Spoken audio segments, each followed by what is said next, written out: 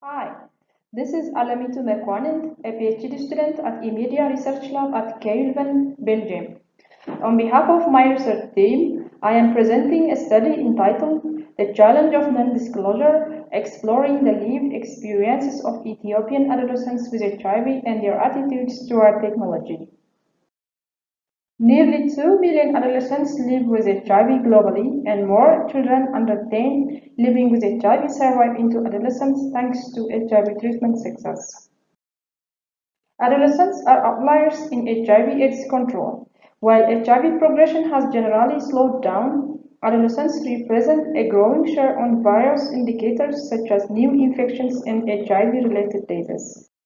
For example, HIV/AIDS is the leading cause of death in adolescents in Africa, a region with the highest HIV burden, and the second globally. Current technology for HIV hugely relies on medication reminder systems, focusing on medication adherence and targeting adults.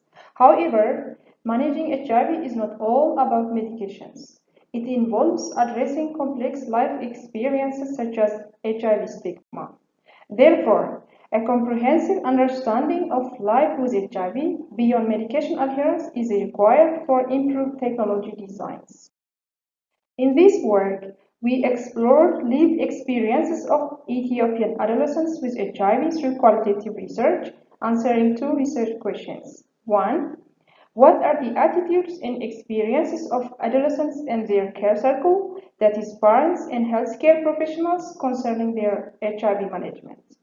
Two, what are the perspectives and preferences of adolescents and their care circle on technology?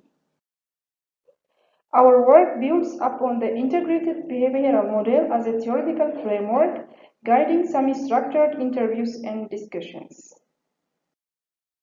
We conducted 13 interviews with 12 adolescents with HIV and 1 parent, and 2 focus groups, one with 4 parents and the other with 6 healthcare professionals. Towards the end of interviews, participants were also asked for opinions on 4 technologies that aim to support HIV management, namely SMS text reminder, electronic pill dispenser, mobile app, and a mobile game. Data analysis was conducted following the framework for thematic analysis described by Brown and Clark, combining both deductive and inductive approach. Deductive analysis results showed that attitudes, perceived norm, environmental constraints, and HIV knowledge are main IBM constructs determining HIV management among adolescents. For example, adolescents showed mixed attitudes toward HIV treatment.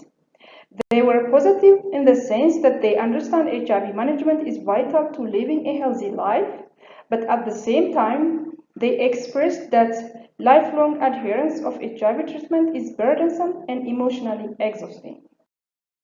In managing their condition, adolescents get support from families and peers. However, they experience a strong social pressure because of public HIV stigma, which they themselves often internalize. Adolescents are extremely concerned of hiding their HIV status from third parties, with the cost of breaking down routines in the presence of others, for example, delaying or skipping medication intake. We encourage viewers to refer the paper for details of the rest of factors. Our inductive analysis revealed an interesting and dominant theme that hugely affects adolescents' ability to manage HIV and their overall lived experience. This was non-disclosure of HIV status, meaning that adolescents remained unaware of their HIV status. Disclosure was often delayed by parents because of stigma fears and beliefs that disclosure will be too emotionally upsetting for the child. Many adolescents recalled periods during which treatment purpose was not clear to them, which demotivated adherence. With prolonged non-disclosure and often being deceived of having a different, less stigmatized disease, adolescents grew up without building proper understanding of HIV and the competence to manage it. Concerning technology preferences, participants were overall favorable towards technology. For example, both adolescents and healthcare professionals appreciated health apps that included direct communication possibilities, subtle notifications, and social engagements. Interestingly, games were not considered a viable option for long-term support. However, reappropriating for a different purpose was suggested. For example, using games as one-off tools at the certain points of the journey, example to educate on HIV or to support disclosure process. We observed that technology preferences were strongly influenced by the risk of experiencing HIV stigma. For example, adolescents appreciated the phone-like appearance of the electronic pill dispenser for its secrecy in holding medication. But they were not comfortable with receiving text reminders, fearing that SMS messages can easily reveal their HIV status, especially considering phone sharing, which is a common context.